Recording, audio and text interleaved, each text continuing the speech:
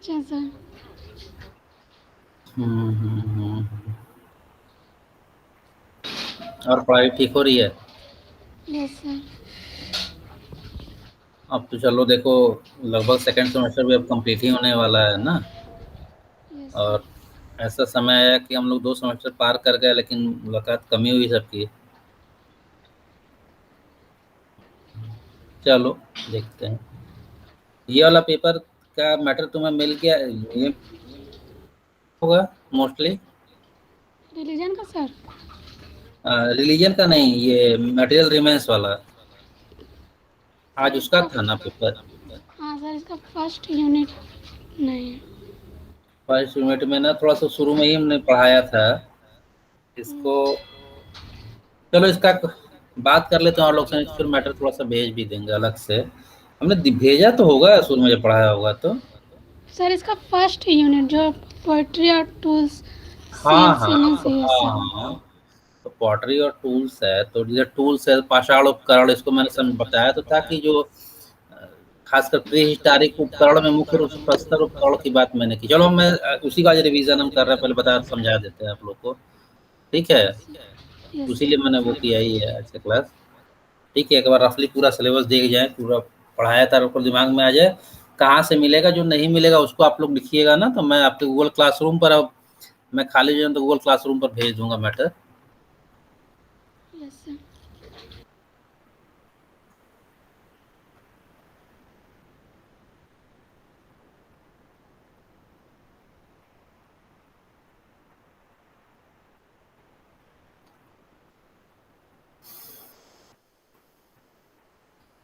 चलो हम शुरू करते हैं, ठीक है। 4-5 मिनट हो गए, जिसको आना हो सकता है शाम का समय, तो कम ही लोग आए, तो जितने लोग आए उतने लोग अपना क्लास हम लोग शुरू करते हैं। जो आएगा जो आदमी ज्वाइन कर लेगा।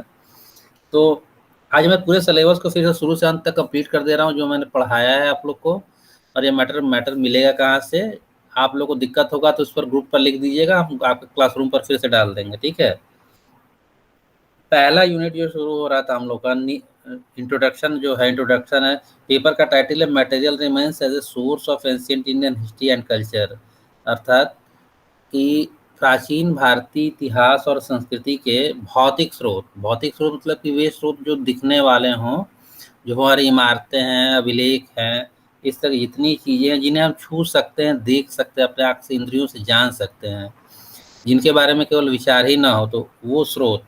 इसमें जो पहला टॉपिक हम लोग का था वो था इंट्रोडक्शन में nature, retrieval and classification of data. मतलब कि किस तरह से हम भौतिक स्रोत को प्राप्त करते हैं, इनका नेचर कैसा होता है, यानी कि जो हमारे भौतिक स्रोत होते हैं इनका नेचर कैसा होता है, इनका माने किस तरह से भौतिक जो सामग्री होती है उसका प्रकृति क्या होता है, इस स्रोतों का पुरातात्विक। इसमें मुख्य रूप से पुरातात्विक स्रोत आते हैं। आप लोग जो अध्ययन करते हैं, तो हमारा जब इतिहास का स्रोत पढ़ाया जाता है तो उसमें पुरातात्विक और साहित्यिक स्रोत पढ़ाया जाता है। इसमें से मुख्य रूप से हम लोग पुरातात्विक स्रोतों का ही अध्ययन करते हैं, ठीक है। तो पुरातात्विक स्रोतों का नेचर क्या होता है, उन्हें प्राप्त कैसे किया जाता है, एक्सकेवेशन में कैसे प्राप्त किया जाता है, और किस तरह से उन्हें अलग करके उनके उनके अंतर्गत उनकी कैटेगराइजेशन किया जाता है, इसको मैंने शुरू में पढ़ाया था। किस तरह से कोई प्रस्तर उपकरण मिलेंगे तो अनेक तरह के उपकरणों, तो उनको अलग अलग कैसे कैटेगरी बनाएंगे, इसमें इसको पढ़ना था। ये प्योरली ये हमें प्री हिस्टोरिक पीरियड का पढ़ना है, तो इसको ध्यान रखिएगा। इसके बाद वही उसी का नेक्स्ट हिस्सा है टूल्स पॉटरी। टूल्स मतलब उपकरण। उपकरण में मेन समझिए तो देखिए, जो धातु उपकरण है वो बहुत बाद में आते हैं। तो पहले हमें मोस्टली जो प्री हिस्टोरिक जो टूल्स में प्रस्तर उपकरण है उनका क्या यूज़ है, क्या इस तरह का उसको पढ़ना था। पॉटरी, पॉटरी में हमने पॉटरी को बताया था, पढ़ाया था कि खासकर न्योलिथिक पॉटरी, इंडस पॉटरी, फिर साथ में PGW, OCP, PGW, black and red ware और एनबीपीडब्ल्यू, इस पॉटरी का किस तरह से प्रयोग हुआ, किस तरह का उस तरह का मटेरियल कल्चर को प्रभावित किया, इसको आपको पढ़ना था।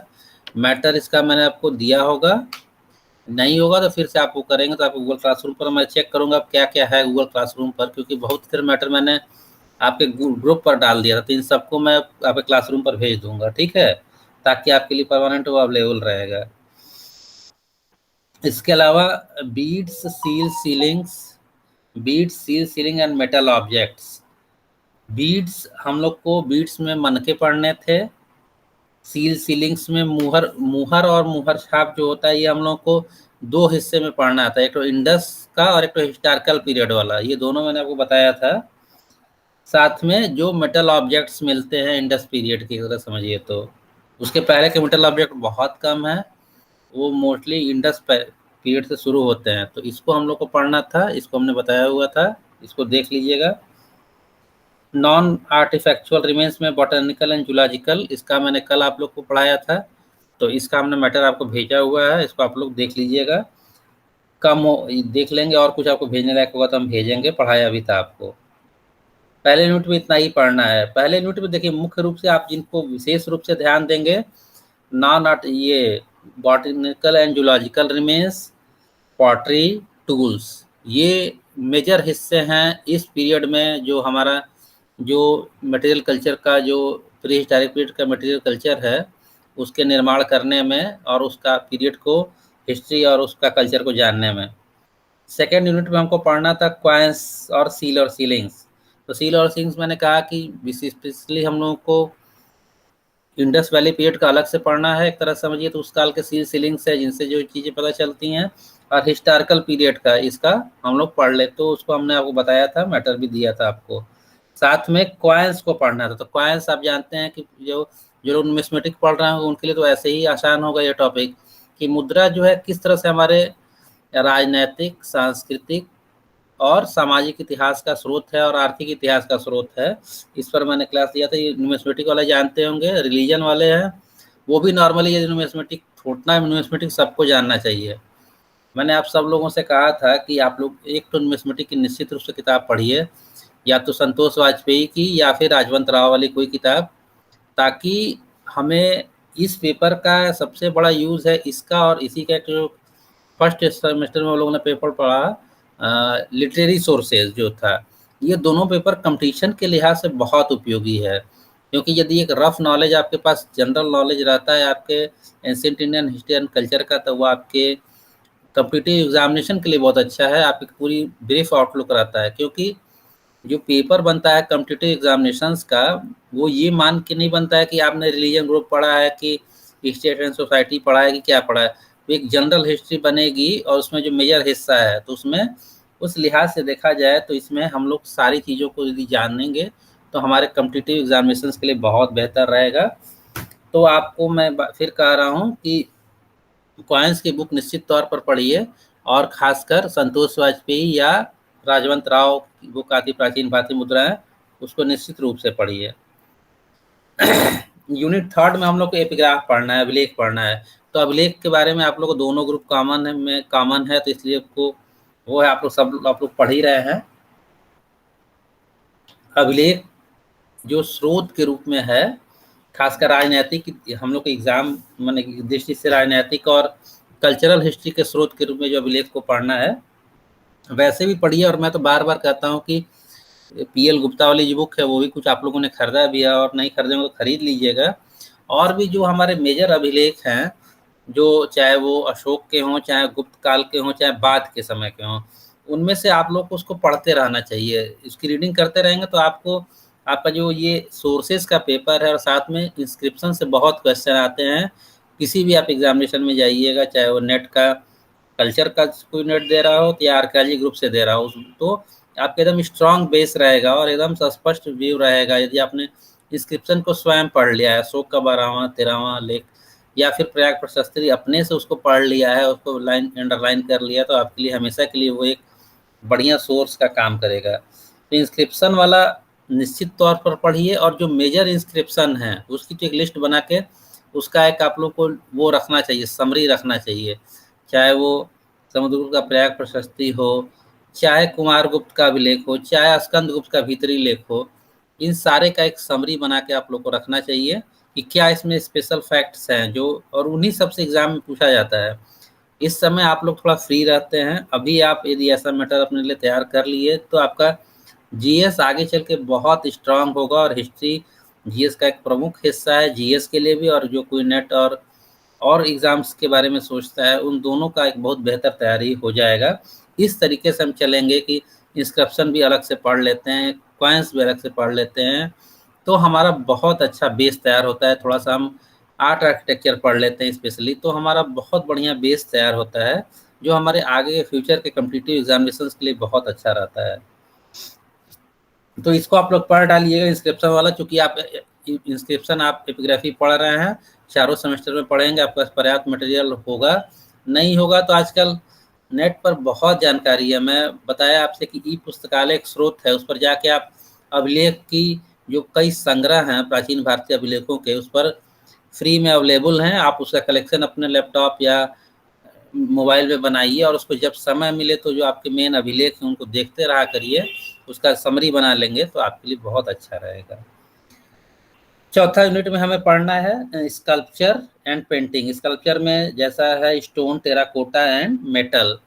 तो स्टोन स्कल्पचर जो है, इसमें सबसे जो पुराने स्कल्पचर में आएंगे वो टेराकोटा स्कल्पचर आएंगे, जो हम न्यूलिथिक से शुरू करेंगे, लेकिन जो मेजर फेस आता है वो इंडस का आता है। इसके बाद फिर मौर्यकाल, शुंग, कुषाण, गुप्ता। गुप्ता के बाद फिर टेराकोटा कम हो जाता है, कम मिलता है, बना कम नहीं होगा लेकिन मिलता ऐतिहासिक मत अपेक्षाकृत कम हो जाता है, क्योंकि उस समय तक स्टोन और जो मेटल स्कल्पचर है उनका प्रभाव बढ़ जाता है, उनका महत्ता ज़्यादा हो जाती है।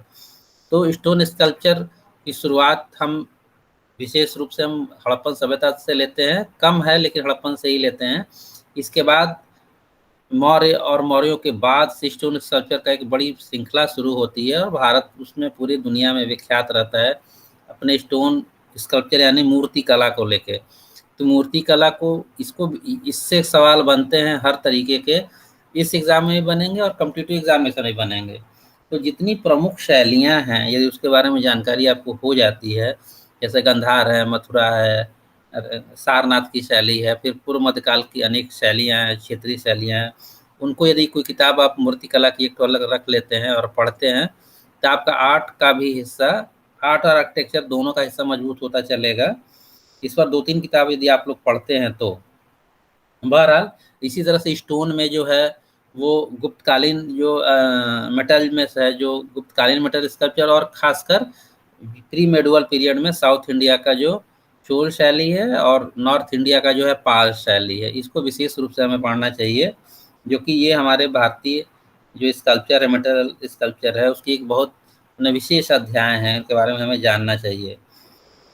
हमें चूँकि कॉम्पिटिशन ये है, सिलेबस को एक सेमेस्टर में पढ़ाना होता है तो लिमिटेड रहता है, लेकिन जब हम कॉम्पिटिटिव लिहाज से पढ़ेंगे तो उसको पूरा एक सिलसिलेवार जो चीज़ इसमें नहीं भी दिया है वो भी हमें पढ़ना पड़ता है।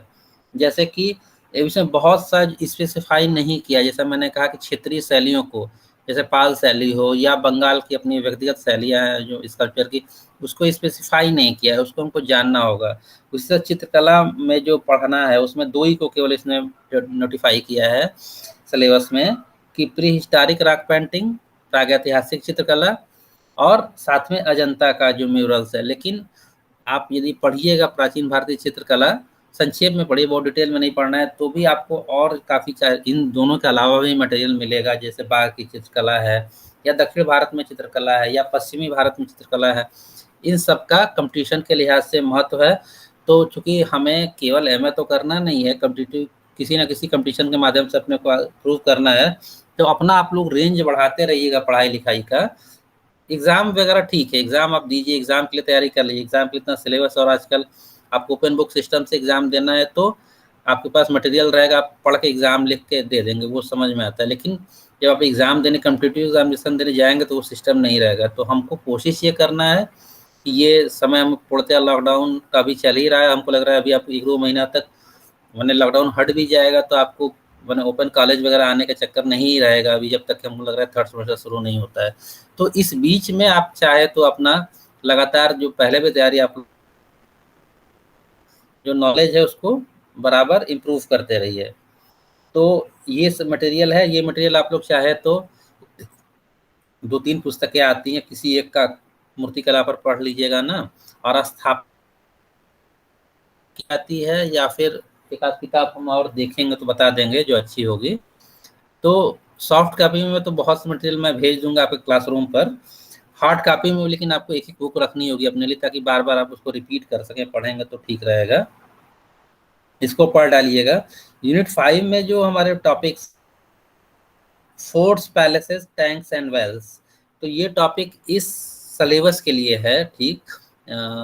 कंपटीशन वगैरह में इस टॉपिक का उतना वो नहीं पूछते हैं, क्योंकि प्राचीन भारतीय अधिकांश इसमें की चीज़ें जो है वो मतलब कि अब इस समय अस्तित्व में नहीं है। टैंक्स और वेल्स में से कुछ चीज़ें पूछ ली जाती हैं, जैसे कि सुदर्शन झील की बात हुई या इस तरह कुछ निर्माण हो, तो वो उसका कुछ है, बहुत मेजर टॉपिक नहीं है ये।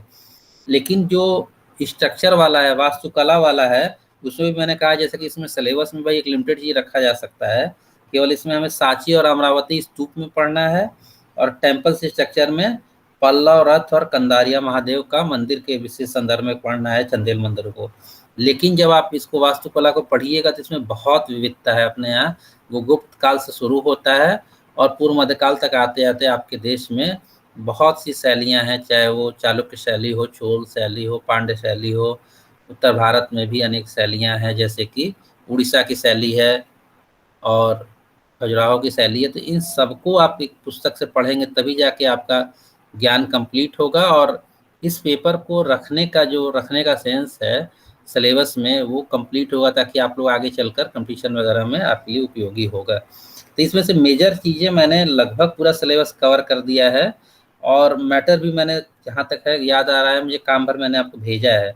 इसके बावजूद किसी को मैटर की कमी होती है तो व्यक्तिगत रूप से मेरे व्हाट्सएप पर वो डाल देगा, तो मैं आपको आपके गूगल क्लासरूम पर डाल दूंगा। और इधर इस बीच जो आपके ग्रुप पर मैंने मटेरियल भेजा है, स्टडी मटेरियल, उसको भी मैं धीरे धीरे आपके गूगल क्लासरूम पर ट्रांसफ़र कर दूंगा, तो आप पर मटेरियल का बहुत प्रॉब्लम नहीं रहेगा।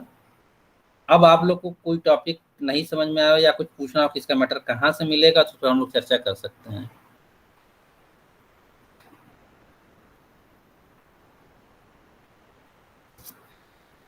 कुछ पूछना है किसी को, या फिर कोई मैटर या किसी चीज़ का मैटर ना मिल रहा हो तो उसको हमको क्लासरूम पर भेजना हो तो आप अभी भी बता सकते हैं, या बाद में हमको लिख के भेज दीजिएगा। चाहे ग्रुप पर लिख दीजिए, चाहे व्यक्तिगत मेरे नंबर पर लिख दीजिए, तो मैं उसको भेज दूंगा।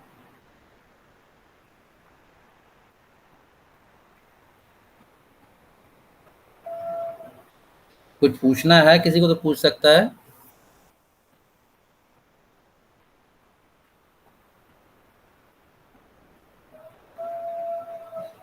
शुभम, तुमको कोई प्रॉब्लम है?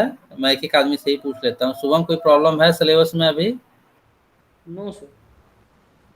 लगभग कंप्लीट हो गया है। जी सर, आप सर भेजे तो भी है व्हाट्सएप पे, सब आता है सर, वो वीडियो कुछ भेजे ना सर आप? हाँ, रहूंगा थोड़ा सा, तो मैं और कुछ आप लोग के स्टडी मटेरियल भेजूंगा अपने हिसाब से, मैं तब आपके ग्रुप पर लिख दूंगा। किसी को कोई जरूरत होगा तो हमको बताएगा। जी सर। ठीक है, ठीक है। इसी तरह से अमित, तुम्हारा क्या है, सब ठीक ठाक है? Yes sir. तो देखो भाई, इस सर बार तो हाँ। सर अगर कभी सिलेबस देंगे सर, अगर मतलब कोई अगर मैटर थोड़ा नहीं होगा तो सर आपके व्हाट्सएप पर हम पर्सनल व्हाट्सएप पर सर मैसेज कर देंगे हम। हाँ, मैसेज ग्रुप पर या पर्सनल पर किसी पर डाल दोगे तो मैं उसको भेज दूंगा। अब मैं थोड़ा, क्योंकि सिलेबस कंप्लीट हो गया है, तो मैं थोड़ा सा देख लूंगा क्लासरूम पर क्या क्या है, मैं उस पर जी और अपने जो समझ में आएगा मैं अपने से भेजूंगा ये। जी सर। हम्म। धन्यवाद सर। Okay okay. और किसी कोई, नीतीश तुम्हें प्रॉब्लम कुछ?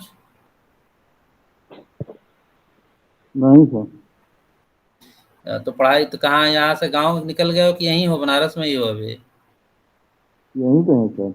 अच्छा अच्छा, ठीक है, बहुत बढ़िया से पढ़ाई लिखाई करते रहो लोग। और सारे लोग को मैं बार बार इस बात को कह रहा हूँ, देखो समय अच्छा भी होता है, बुरा भी होता है। ये बुरा भी समय है और चैलेंजिंग समय। सब लोग अपने घर पर अकेले हो, शांति से हो, बाहर आने जाने वालों का वो कम है, तो आप लोग घर पर पूरे समय का उपयोग करो। ये समय फिर मिलेगा नहीं, जो पढ़ाई का समय आप लोग को मिला है, जो हम लोग पढ़ाई के समय जब बीत जाता है तब समझ में आता है कि हमें कितना इस समय का हम लोग उपयोग कर सकते थे। तो ये जीवन का बहुत महत्वपूर्ण समय है जब आपको केवल पढ़ने के लिए छोड़ा गया है, इसके अलावा कोई, मेरे हिसाब से किसी के पास और कोई काम नहीं होगा। तो आप लोग इस समय का उपयोग करिए, बहुत बेहतर समय है। ये जीवन को, आपका आगे का पूरा जीवन डिसाइड कर देगा यदि आप इसका समय से सही संग से सदुपयोग कर गए तो। इस चीज़ को करिए। और बहुत अच्छा है कि घर पर कम से कम लोगों का आना जाना इस समय हो रहा होगा सबके घरों पर, जहाँ तक मुझे लगता है। तो इसका उपयोग करिए, और बीच बीच में अपना कुछ बातचीत, जिसको ज़रूरत होगा, किसी हिसाब से कोई बात करना होगा तो व्हाट्सएप पर मैसेज डाल के बात भी कर सकता है, तो कोई दिक्कत नहीं है। अभी हम ये वाला पेपर लगभग कंप्लीट हो गया है मेरा, तो इसका क्लास अब नहीं लेंगे हम। रिलीजन वाला पेपर का क्लास मुझे अभी लेना है, तो उसका हमको लग रहा है कि 2-3 क्लास और लेना पड़ेगा, तो अगले हफ्ते में मतलब मंडे से लेंगे उसका भी। वो भी कंप्लीट हो जाएगा तो इसके बाद आप लोग जो मैटर ज़रूरत रहेगा वो हमसे बताएंगे। और फिर आप लोग का एग्ज़ाम का बहुत प्रेशर नहीं है आपके ऊपर, जब भी एग्ज़ाम होगा दे लीजिएगा। मैटर है आपके पास पर्याप्त, मैं मैटर भेज दूंगा। लेकिन आपको जो पढ़ाई करनी है वो पढ़ाई निश्चित तौर पर लगातार करते रहिए, ठीक है। और किसी को कुछ पूछना हो तो पूछिए, नहीं तो फिर बताइएगा तो मैं क्लास बंद कर दूंगा। सर रिलीजन में सर बौद्ध धर्म सर जैन धर्म भी सर है ना टॉपिक? हाँ, टॉपिक नहीं है वो, नेक्स्ट हाँ, सेमेस्टर में है, नेक्स्ट सेमेस्टर में। थर्ड सेमेस्टर में बुद्धिज्म पढ़ना है, सेकंड फोर्थ सेमेस्टर में जैनिज्म पढ़ना है। जी सर। हाँ, वो अलग अलग मतलब एक एक पेपर ही पढ़ना है, लेकिन वो थर्ड और फोर्थ सेमेस्टर में पढ़ना है। जी जी सर।